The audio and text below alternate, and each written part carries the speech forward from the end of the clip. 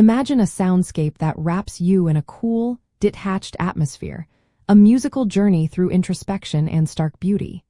It is a sonic world built on deliberate choices, crafting an emotional landscape without relying on overt displays. Cold wave producers achieve their signature bleak sound primarily through a combination of minimalist instrumentation, often centered on analog synthesizers and primitive drum machines, paired with sparse arrangements and emotionally detached vocals.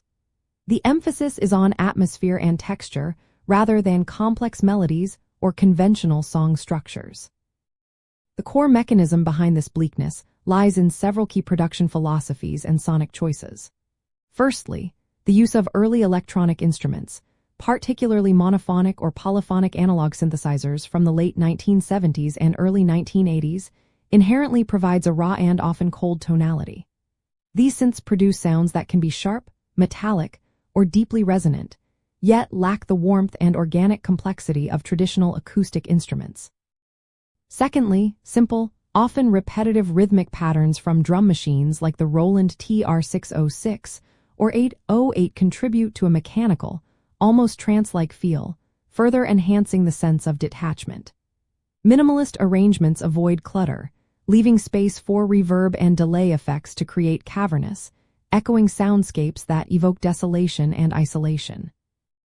The vocal delivery often contributes to this by being monotonal, distant, or heavily processed, serving as another instrument within the texture rather than a focal point of emotional expression. This approach deliberately avoids the lushness or overt emotion found in other genres, favoring an unvarnished, almost stark reality. In practice, producers often prioritize raw recording techniques and a DIY aesthetic. This can involve using basic multi-track recorders, experimenting with microphone placement to capture room ambience, and limiting the number of layered tracks. They might intentionally apply heavy compression or gate effects to drum sounds to achieve a punchy, artificial quality.